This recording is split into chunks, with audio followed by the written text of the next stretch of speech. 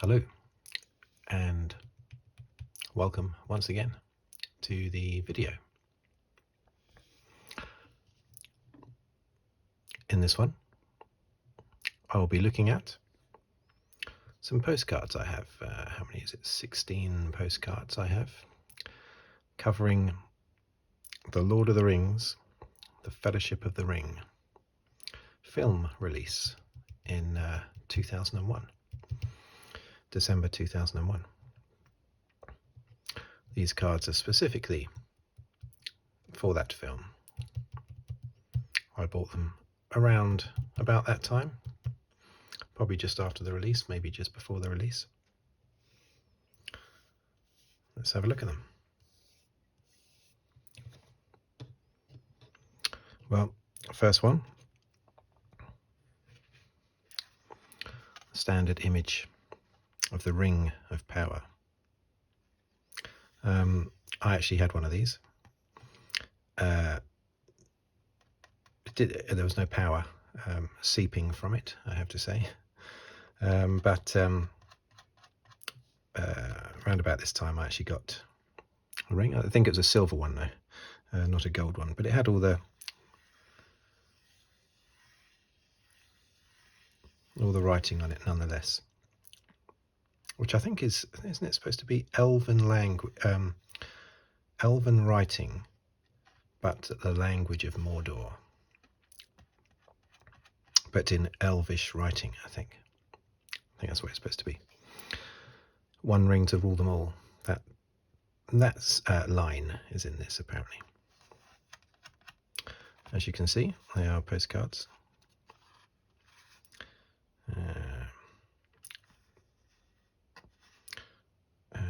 Yeah, dated 2001.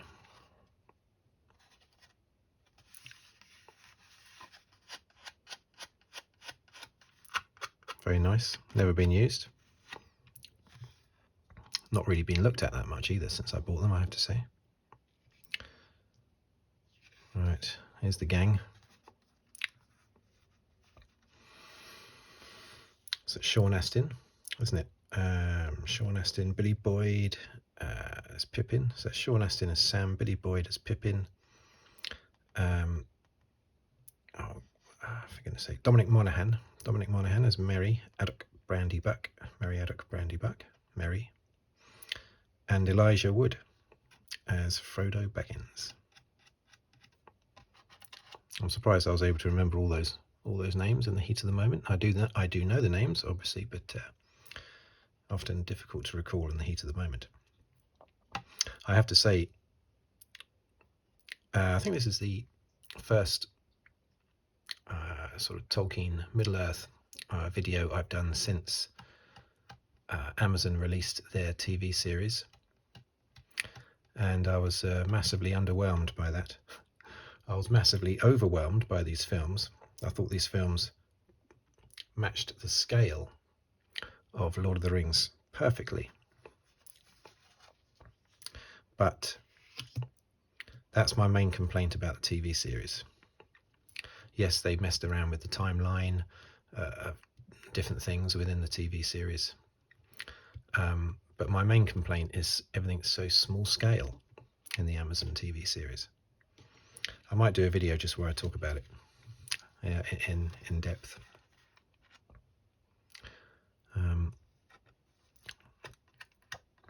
Because I was very disappointed in it.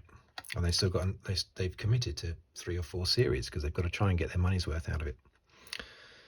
Look at this guy, Moria Orc. I've got a bust of this guy. Prior to this, the best depiction of an orc or a goblin that I'd seen was in the 1985 film Legend. What was that goblin's name? Blitz, I think. Was it Blitz or Blix? Something like that. Fantastic makeup. Really, really good. Costume and makeup was fantastic. And in my mind, that wasn't beaten until this film 16 years later. And I have to say, the design of the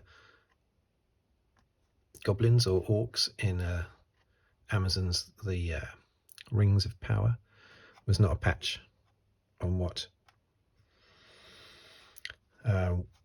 Peter Jackson and Wingnut Films created back in 2001. Just the scale, you know, the battles, fantastic, huge scale in the films, which matched the books. I've read all the books. In fact, I've just recently reread The Silmarillion, and I'm about to read the new book about Numenor, the fall of Numenor. But I've read all these stories lots of times, and the scale is huge in the history of Middle-earth. The scale is huge. The sort of battles that took place in the First Age and the Second Age are amazing. Such massive scale, and the Rings of Power TV series just didn't match it. You know, a bunch of Numenorian knights who didn't seem particularly impressive themselves, just taking on a bunch of orcs in a village. You know, that was the big battle. Anyway, if you want me to cover that in a separate video, I will do. I might just go ahead and do it anyway, because I've got a lot to say about it. Strider, of course, otherwise known as Aragorn. Very well played by Viggo Mortensen. He really got into the part. Used to take his sword everywhere with him. When he wasn't filming, he was still sort of living in New Zealand at the time, you know, because of the filming, obviously. And whenever he went out, he always took his sword with him in order to sort of stay in character.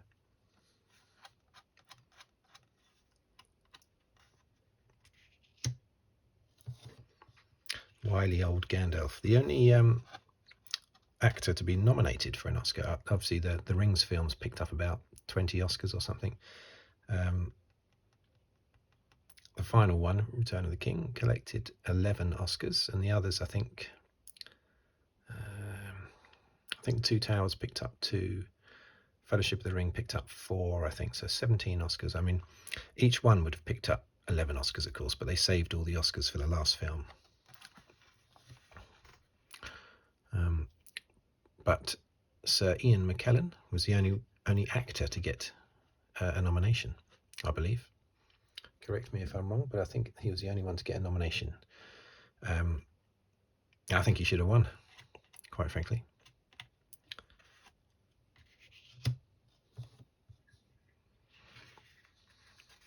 Elijah Wood with Sting. There's little ghostly images of orcs in the background. Not ring wraiths, which you might at first think, because it's a bit ghostly. There's a little bit of reflection here, isn't there? But can't help that, unfortunately.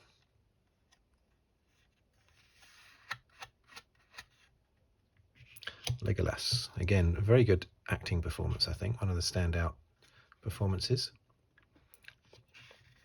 They were all really good, actually. Some performances slightly better than others. But Orlando Bloom I would put in the top batch of performances for Legolas. Very, very good. He managed to portray this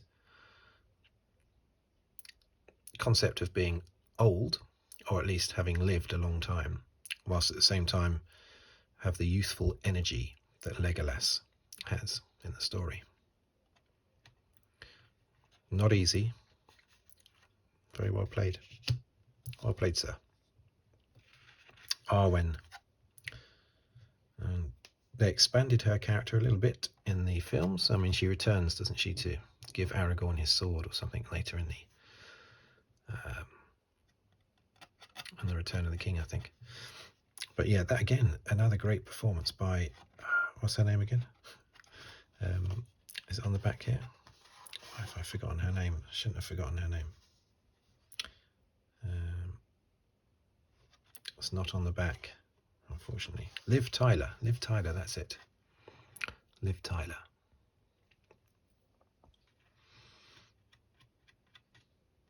I remembered that name by thinking, oh, what was the name of her character in that Armageddon she was in, wasn't she?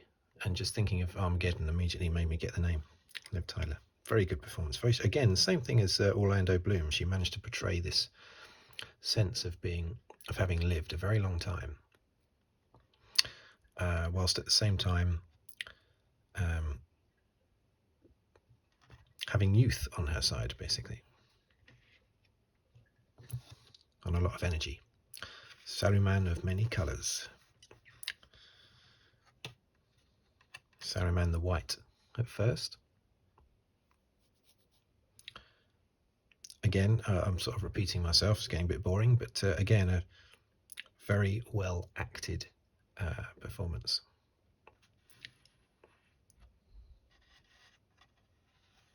You can probably tell the ones I think are slightly above the acting performances. They are slightly above others because the ones that are slightly below, I don't congratulate them for. I don't say it's a bad performance, but I don't congratulate by saying it's a really good performance. No longer with us, of course, Christopher Lee.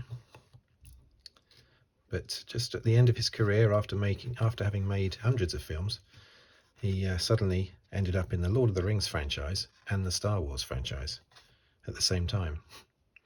He played Count Dooku, of course, Darth Tyrannus. Okay, it says Aragorn again. It's the Ring Wraith behind. I thought they were portrayed fantastically. I don't know if you can really compliment the acting of the Ring Wraiths. There wasn't a lot of acting going on there, but the creation of the Ring Wraiths, it was fantastic. One can only imagine what Amazon might do if they get around to creating the Ring Wraiths. They might cut them out altogether. Who knows? They've messed around with the timeline so much in the Rings of Power. I think I'll have to do a video where I just talk about that a little bit. And I might find something positive, complimentary in the Rings of Power, if I dig deep enough. Now that's a sort of promotional poster. I remember this at the time.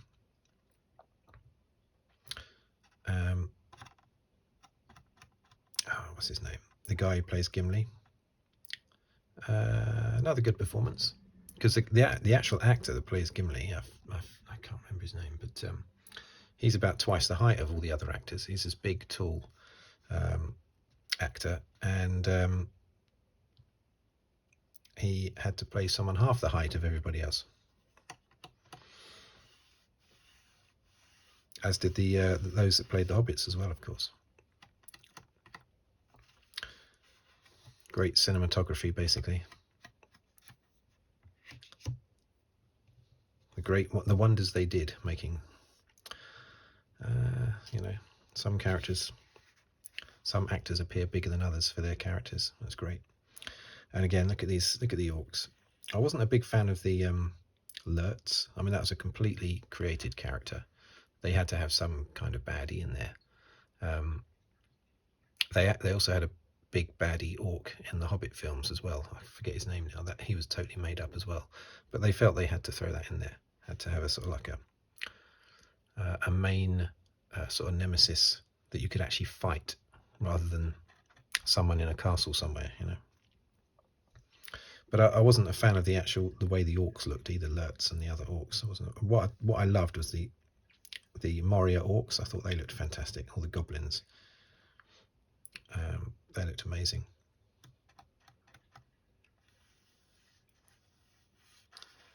Saruman. Okay, so here's the map. I've got this as the backdrop on my phone, actually. I've got a poster of this. I've had one since I was a kid. A poster of this map, not the same poster. They started off here, didn't they? The Shire, they go across. Actually, I'm thinking of the Hobbit. They go across Misty Mountains into Mirkwood, and then across to the Lonely Mountain. But of course here, they sort of went down here, through Moria, through Lothlorien, down the River Anduin, and then you got Gondor down here, Rohan here, Gondor. Where's Rohan up there? Sorry, I think Gondor, Mordor in there. Now, if no one has read the stories from the first and second age, then you really should do, because back in the first age, everything took place in an area right off here called Beleriand. But in the end, when the Dark Lord Melkor, otherwise known as Morgoth, was finally defeated and his servant Sauron fled, when Melkor was finally defeated, it was such a titanic battle between the gods, with the help of elves and men, that the land was sort of destroyed. It was completely flooded. So all that area where all those, for thousands of years, for, I don't know, 10, 15,000 years, all the events that were taking place over here is all underwater now. So if I lived for real in Middle-earth, I would love to get some scuba diving gear on and go out here and dive down and find the lost city of Gondolin. Places like that. Oh, it'd be amazing. But yeah, this is Middle-earth. Beleriand was off here. Doesn't exist anymore.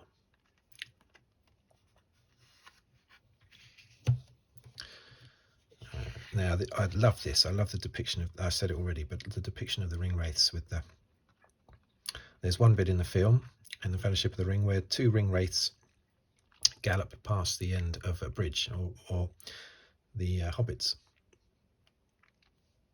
have just got on a raft to get across the river, and the ring wraith that chased them has to stop, and then he turns around and he runs back to the main road, all filmed in slow motion.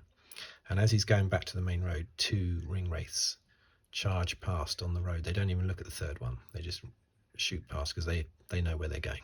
It's like they're communicating with each other telepathically or something. And it's such a great image, seeing these ring wraiths gallop past the end of the road.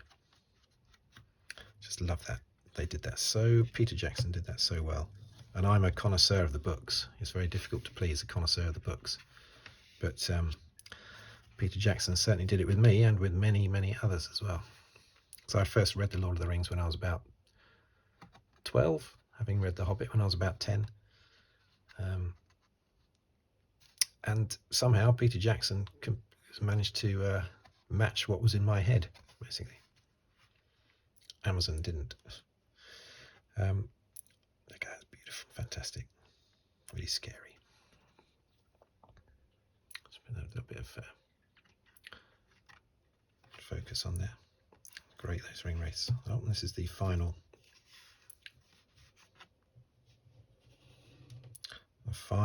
image. Where are we? There we are. Now, I remember this from the trailer, and I was rather embarrassed to admit that I didn't know the film was upcoming. So I went to see Hannibal in the cinema in, I think, January 2001, and up popped the trailer for this. Well, I barely remembered what happened in the film Hannibal after that, because I was just too overawed by the trailer for the Fellowship of the Ring. And that scene was on it, of them walking across the top of the mountain. And then when it said Fellowship of the Ring 2001, Christmas 2001, Two Towers, Christmas 2002, Return of the King, Christmas 2003. For some reason, I don't think I'd heard I think I might have heard rumours that there might be a Lord of the Rings film coming up, but that's all I'd heard. I hadn't searched online or anything like that. And I was blown away when I saw a trailer for basically 3 films. Couldn't believe it. Anyway, there it is. My postcards. As I say, let me know if you want to hear my rantings about the power of the ring, the rings of power, sorry. But as I say, I should probably do one anyway. But there you have it. Thank you for watching.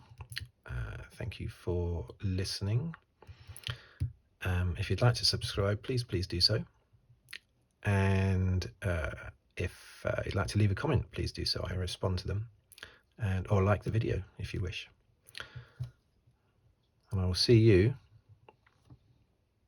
on the next video, whatever that may be about. Thank you very much.